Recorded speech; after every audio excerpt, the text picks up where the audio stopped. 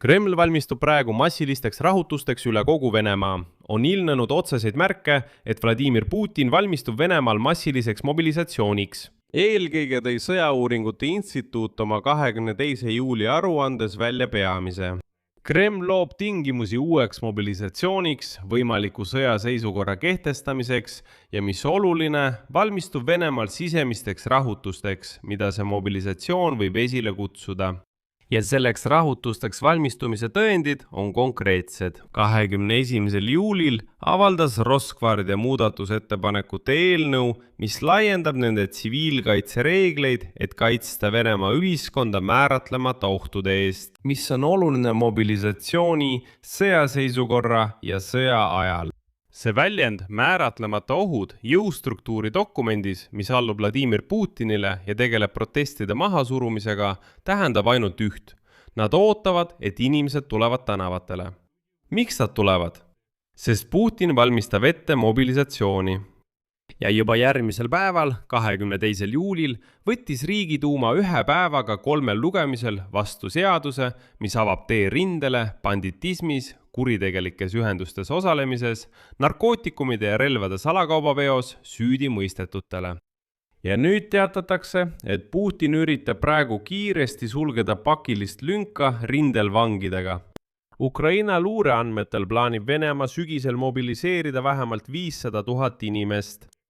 Üldiselt lähme edasi faktide juurde. Mida Venemaal on vastu võetud, millised seadused, keda esimesena rindele saadetakse, millal mobilisatsiooni oodata ja mida see üldse rindele tähendab.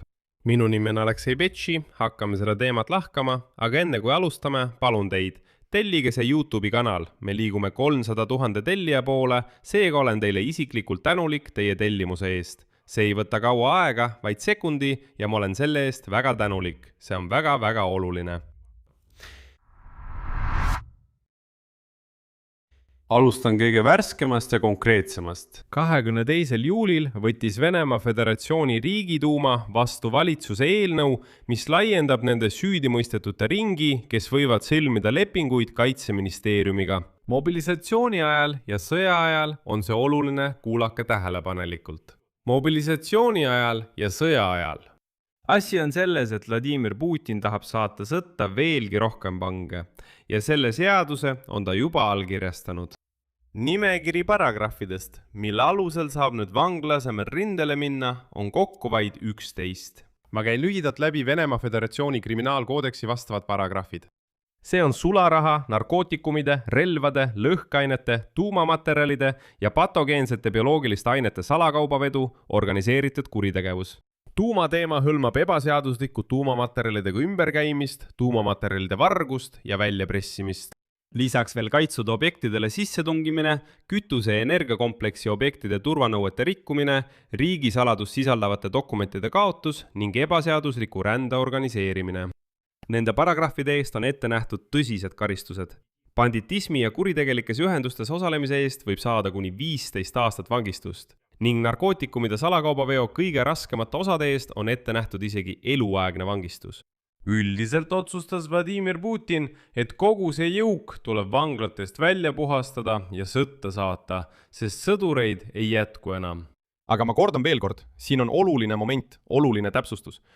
Riigiduuma võttis vastu seaduseelnõu, mis lubab kõiki neid vange mobilisatsiooni ajal ja sõja ajal sõtta saata. Ja Putin kirjutas selle seaduse kiiresti alla. Pange see mõte endale kõrva taha, me tuleme selle juurde varsti tagasi. Seaduseelnõu esitati Riigiduumas. Seda esitas kaitseministri asetäitja, Venemaa relvajõudude sõjalis-poliitilise peavalitsuse juht, armee kindral Viktor Korimõkin.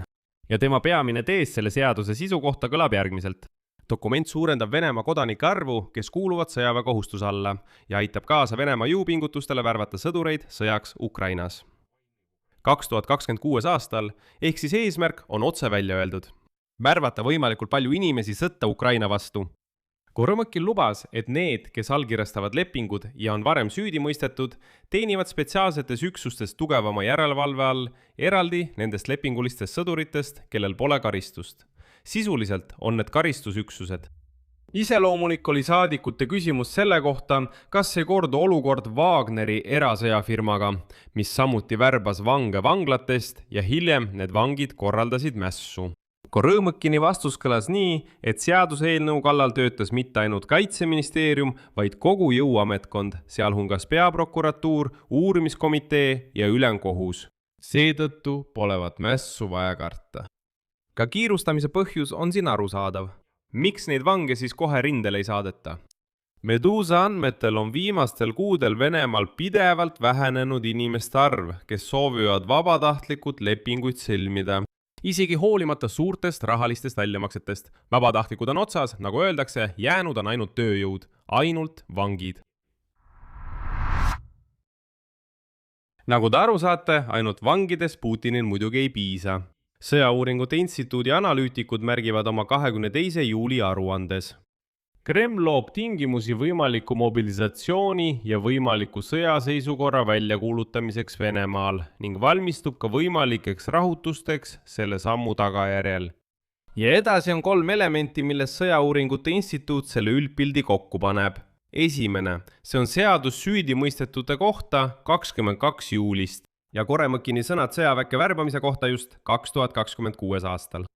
Teine ja minu arvates kõige tähtsam, need on Rosgvardia 21. juuli muudatused ühiskonna kaitsmiseks määratlemata ohtude eest mobilisatsiooni ja sõjaseisukorra ajal. Pange see veel kord tähele. Need muudavad selgelt Rosgvardia tegutsemisreegleid just mobilisatsiooni ja sõjaseisukorra perioodiks.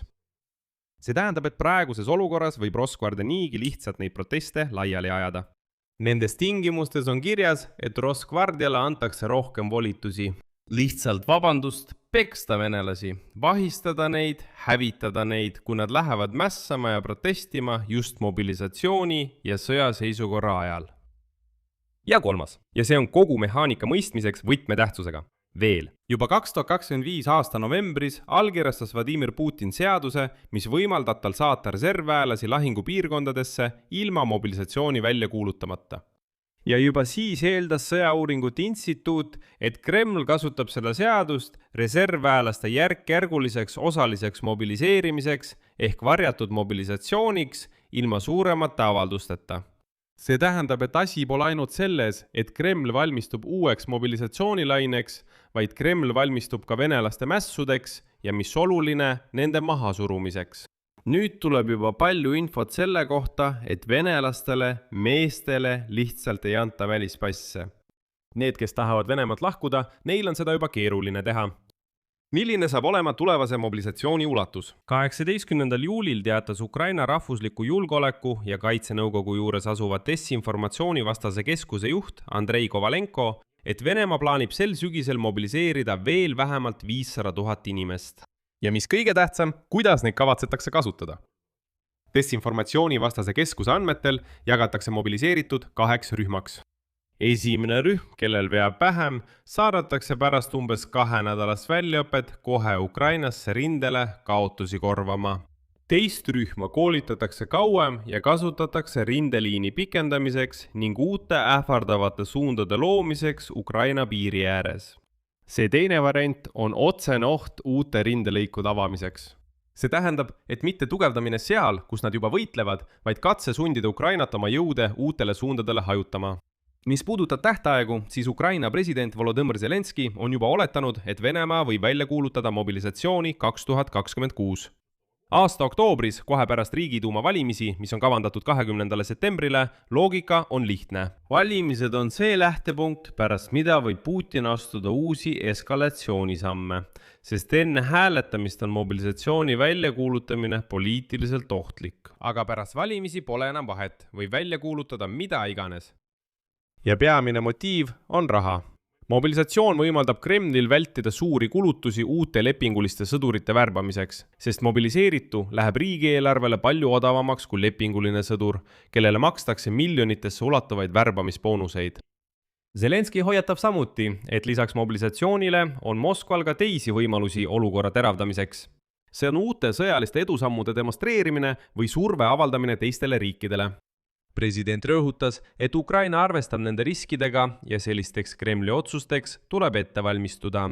Tuletan ka meelde, et juba varem, 18. mail, rääkis presidendi kantselei juhi asetäitja, brigaadikindral Pavel Palisa samast asjast, et Putin võib kaaluda mobilisatsiooni väljakuulutamise stsenaariumi kohe pärast Riigiduuma valimisi. Edasi tuuakse välja ka numbrid, mis selgitavad, miks seda kõike tehakse.